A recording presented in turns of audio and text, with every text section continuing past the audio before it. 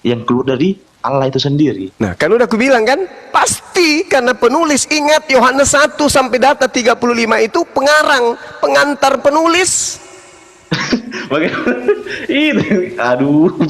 Jujur. Yohanes 1 sampai data nomor 34 itu pengantar penulis atau itu sabda Yesus? Jujur.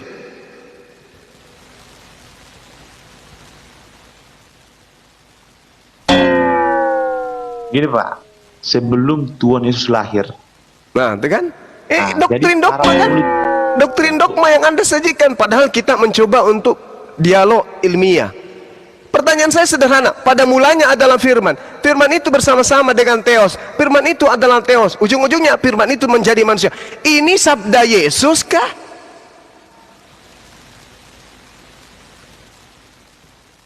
Iya Pak, itu sabda Yesus kan. Nah, ini dia. Inilah yang saya katakan Yesus doktrin. Inilah kenapa saudaraku, kenapa Kristen itu bidat.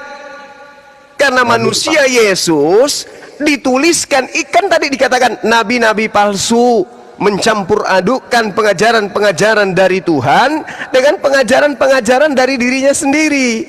Yesus, bayangkan ya, bayangkan.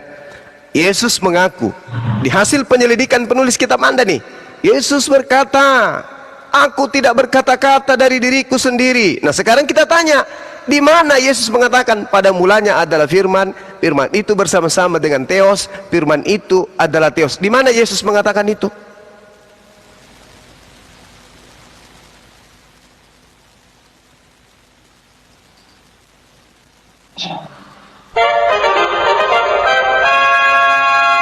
Ini juga ya. Udahlah bro. Kalau itu saya kurang paham lah. Nah, itu dia makanya saudaraku. Makanya jadi iman Kristen itu kuat sampai pada level ada yang ngusir setan, bermujizat, mengobati orang sakit. Itu apa? Karena aspek apa sampai menyebabkan seperti itu? Karena mereka mempertuhankan sesuatu yang memang gaib. Dalam arti kata mempertuhankan togut selain daripada Tuhan. Jadi Coba gimana? Mengapa para penulis Alkitab itu mengatakan Yesus Kristus adalah Tuhan? Karena mereka semua menyaksikan kebangkitannya. Jikalau memang Tuhan Yesus mati toh. Salah saudaraku, salah. Coba Anda tunjukkan siapa manusia yang menyaksikan Yesus bangkit dari kubur. Gak ada. Markus 14 nomor 50, semua murid lari meninggalkan Yesus, nggak ada yang menyaksikan dia bangkit. Malah kalau Anda lihat di dalam Lukas 24 nomor 37, ketika Yesus muncul setelah berita penyaliban penangkapan, Yesus muncul di tengah-tengah mereka. Apa yang terjadi? Mereka ketakutan sebab mengira melihat hantu. Yesus muncul, kok dikira hantu? Namanya manusia Pak, bagaimana Bapak ini? Lah, sekarang begini, saudara putra, Anda punya murid, Anda punya pengikut. Di setiap hari, tunggu. Di setiap hari Anda memperlihatkan mujizat. Satu roti Anda buat 5.000 orang makan. Air Anda buat jadi anggur. Apalagi orang mati Anda bangkitkan. Orang buta Anda melekkan matanya. Orang lumpuh Anda buat berjalan. Kira-kira murid Anda itu bangga enggak punya guru kayak Anda? Bangga. Ketika ada yang mengancam, takut enggak murid-murid ini di tengah-tengah Anda? Enggak takut. Kenapa? Guru saya ini dahsyat, orang mati aja dibangkitkan kok. Dahsyat. Ketika sang guru mengatakan, ketika saudara mengatakan, murid-muridku dengarkan ya, aku akan mati di hari Jumat, tapi hari Minggu kau lihat, saya akan bangkit. Kira-kira murid-murid Anda yang sudah jatuh cinta melihat mujizat dan kehebatan saudara, menunggu tidak Anda bangkit hari Minggu?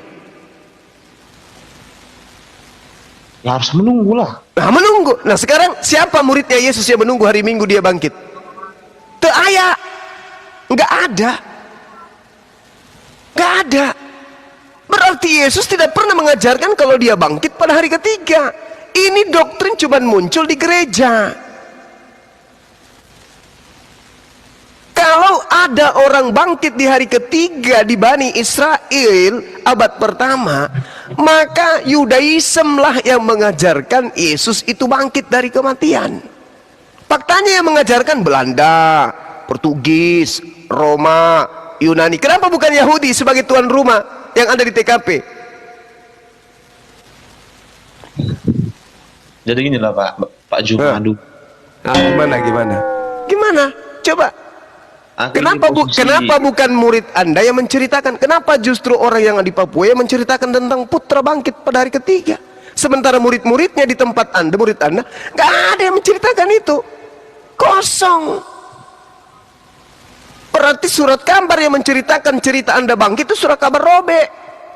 Gak jelas wartawannya. Coba Anda pikirkan. Iya, silakan. Ini kita patokannya Alkitab ya Pak ya. Jadi finishnya para penulis Alkitab itu, mengapa orang itu menulis Alkitab itu? Mengapa harus dituliskan? Mengapa harus diberitakan? Karena memang kesaksian orang itu memang sungguh luar biasa. Karena apa? Finishnya, JR-nya itu Yesus bangkit. Itu aja Pak. Kalau Ya memang tidak ampun. bangkit dia nggak bakalan ditulis itu Pak. Berarti Ya ampun. batal kilayannya. Cuma karena dia bangkit. Saudaraku, tuliskan. saudaraku, tolong tunjukkan kitab saudara yang dituliskan untuk orang Yahudi. Tunjukkan ke saya. Ada tidak kitab yang perjanjian baru Anda itu dituliskan untuk orang Yahudi? Ada enggak? Kitab Anda itu ditulis untuk orang Romawi, untuk orang Yahudi, untuk orang Yunani dan Romawi. Kalaupun ada yang dikasih kitab itu adalah orang-orang yang Yahudi yang sudah jauh dan lama tinggal bermukim di tengah-tengah orang-orang Romawi Yunani. Tidak ada kitab saudara perjanjian baru itu dituliskan untuk orang Yahudi, nggak ada. Itu dituliskan untuk Roma dan Yunani. Kenapa dituliskan kepada mereka? Karena konsep dewa matahari, sembahan nenek moyang Romawi dan Yunani, itu nuzul menjadi manusia. Zeus atau Horus menjadi dewa mereka. Makanya ada peringatan tanggal 25 Desember itu adalah tanggal kelahiran daripada dewa matahari. Itu perayaan Roma. Kenapa diajarkan tentang kebangkitan, tentang ini? Karena itu mau dijual dan dijajakan kepada Romawi dan Yunani. Diterima nggak mereka? Terima. Langsung disahkan menjadi agama kekerajaan. Kristen itu jadikan sebagai agama resmi. Kenapa? Ajaran kitabnya berkesesuaian dengan ajaran nenek moyang mereka. Makanya babi dihalalkan. Apalagi Taurat dibatalkan. Apalagi sunat dibatalkan. Karena Roma pecinta babi. Roma adalah bangsa yang tidak bersunat. Kalau ajaran itu di dalamnya, kalian harus tetap bersunat, kalian jangan makan babi, mana mau Romawi menerima ajaran itu? Tidak mau. Makanya tidak ada surat-surat Paulus itu dituliskan untuk orang yang ada di tempat lingkungan para rabi-rabi Yahudi. Nggak ada. Hanya Yahudi-Yahudi yang hidup terpencil di sana, di pemukiman yang sudah tidak ada di peta.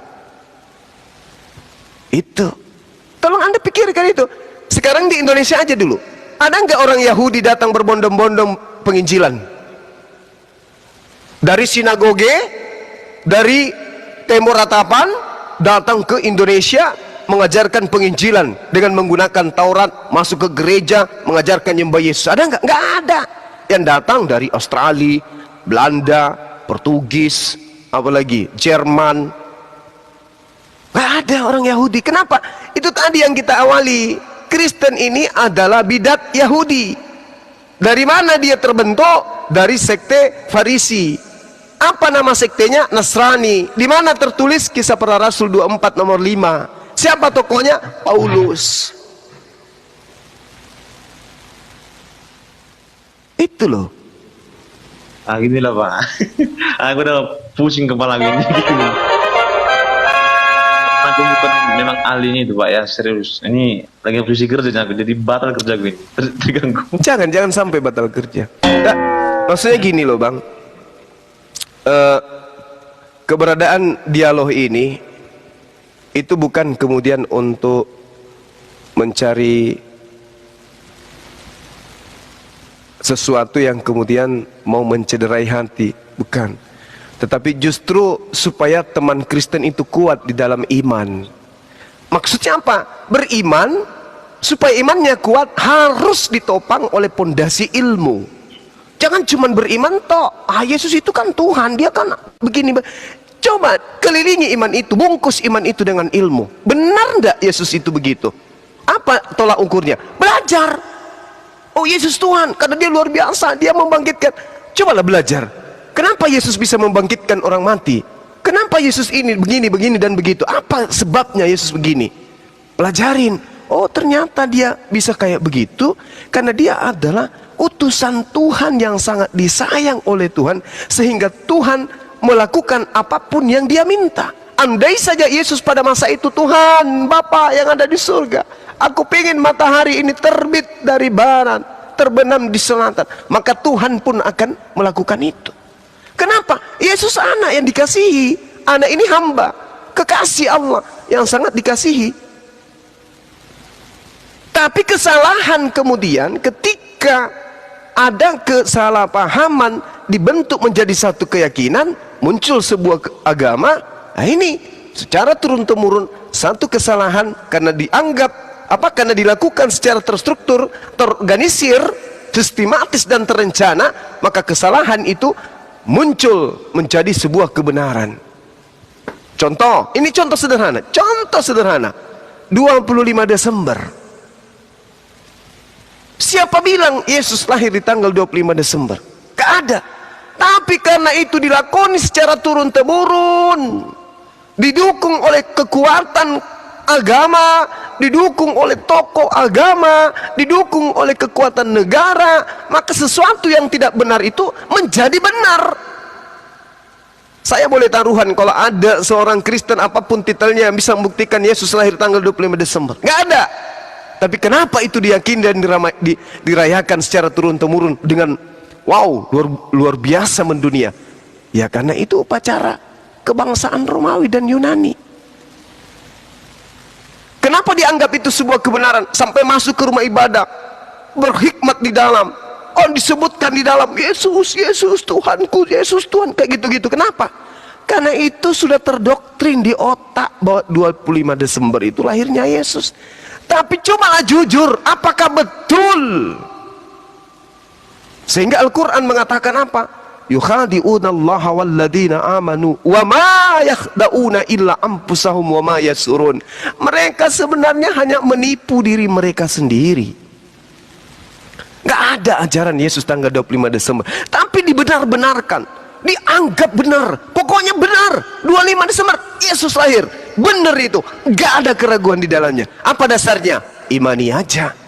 Nipu diri sendiri. Nah, itulah yang menjadi dasar pijakan dialog kita, bahwasanya ya iman itu harus bertumbuh.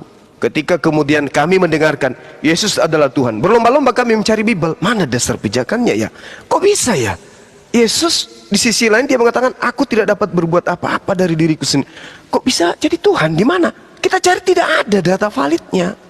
Rupa-rupanya itu hanya doktrin, mengambil kitabnya orang Yahudi, mengatakan itu ada nubuatan, tapi yang punya kitab tidak pernah mengaminkan. Nah itulah saudara putra. Jadi harapan kita, saudara, cobalah beriman dengan didasari ilmu. Jangan cuma beriman buta, jangan hanya imani saja. Benarkah Yesus ini adalah Tuhan pencipta langit dan bumi? Kok kami sembah? Cari, mumpung masih ada kesempatan. Silakan. Gitu lah Pak, alhamdulillah. Dulu berpikir dulu ini pusing ini. Jangan pusing bang. Jangan pusing bang. Kita diberi akal oleh pencipta kita untuk kita pakai mencari kebenaran itu. Orang buta mata, dia bisa pulang ke rumahnya hanya dengan menggunakan insting dan tongkat. Kita punya mata, kita punya akal. Hewan tidak punya akal. Ketika dia keluar kandang, dia tahu caranya pulang. Kita dari Allah, kita dari Tuhan. Masa kita tidak bisa cari tahu caranya kembali kepada Tuhan? Kita punya akal. Kita dikasih kesempatan untuk itu. Jadi jangan pusing. Jangan pusing. Pelajari Bible dengan baik-baik. Tekun belajar Bible. Tekun pelajari dengan baik. Tapi dengan apa? Akal. Tuhan menitipkan akal. Nah ini, saya kasih kamu akal. Ini buku panduan. Kalau buku panduan palsu yang kamu pakai untuk menjalankan mesin, percaya mesinmu meledak, atau kepalamu yang akan meledak, atau rumahmu yang akan meledak, atau pabrikmu yang akan meledak. Tapi aku berikan akal, aku kasih kamu buku panduan. Kalau buku panduanmu ini benar, maka kamu akan bisa mengoperasikan mesin itu dengan baik. Produksi dan produk yang muncul keluar dari pabrikmu itu akan besar dan membahagiakan kamu. Hasilnya jannah, surga. Tapi kalau pabrik, kamu ada mesin, kamu pakai buku panduan yang palsu, yang harusnya menggunakan bensin, kau pakai minyak kelapa, udah selesai, tunggu kehancuran. Mumpung masih sehat, masih muda, ambil Bible, pelajari dengan baik. Insya Allah ketemu dengan kebenaran. Silakan. Itulah Bang ya. Nantilah diapakan lagi, dipikirkan dulu. Pusing dia. Iya, oke, silakan Saudara Putra. Nanti rajin-rajin ke tempat kita untuk diskusi. Kami siap 24 jam. Mau tanya tentang Quran, mau tanya tentang Bible, kita sama-sama sharing. Oke? Oke. Thank you Saudara Putra. Tar dulu, Oke, Putra. Ya Bang? Ini singkat ya. Itu Yesus itu anaknya Bunda Maria. Dia dilahirkan, dia dirawat mulai dari kecil. Dia punya fisik sama seperti kita. Saat-saat dia mulai dewasa, akalnya berfungsi seperti kita. Dikasih kelebihan oleh Tuhan, diberi dia ilmu firman untuk mengajarkan kepada orang bahwa kau jangan menuhankan diriku dan jangan menuhankan yang lain kecuali yang mengutus aku. Itu ajaran utamanya Yesus. Nah kalau kau pakai akalmu sedikit aja terbuka sesuai arahan Banjuma, saya yakin mulai detik ini kau nggak akan pernah menuhankan anak manusia itu. Karena anak manusia itu sepakat tadi bertuhan dia. Nah kalau kau untuk sementara mengikuti Yesus, sama-samalah menuhankan Tuhannya Yesus. Sederhana ini. Ini masuk akal atau tidak ini Putra? Iya. Nggak masuk akal atau tidak nih? Masuk akal juga sih. Nah kalau masuk akal, ya akalnya dipakai gitu loh. Nah, doktrin-doktrin yang merusak akalmu itu, ya mestinya dilawan dong. Iya, itulah. Aku apakan lagi, koreksi lagi dulu. Ya koreksilah itu segala yang selama ini meracuni akalmu gitu. Analogi Banjuma bagus sekali loh tadi. Ayam aja itu dia bisa kembali loh ke kandangnya. Nah ini kita manusia diberi akal. Nah bagaimana mau kembali kepada yang menciptakan kita? Kalau kau ndak akui itu gitu, kau nggak punya kandang nanti. Ada 2 kandang disiapkan, satu membara, satu sejuk. Lu pilih yang mana coba?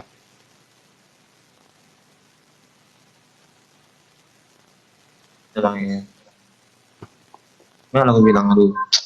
Ya Yesus berkata ya. Dalam proses ini. Yesus berkata gini, aku jalan kebenaran dan hidup. Tidak ada satu sampai pun ke rumah Bapa kalau tidak melalui aku. Artinya melalui aku itu bagaimana waktu Yesus ngajar, dia ajarin apa sih? Pernah nggak Yesus ngajarin aku ini Tuhan loh?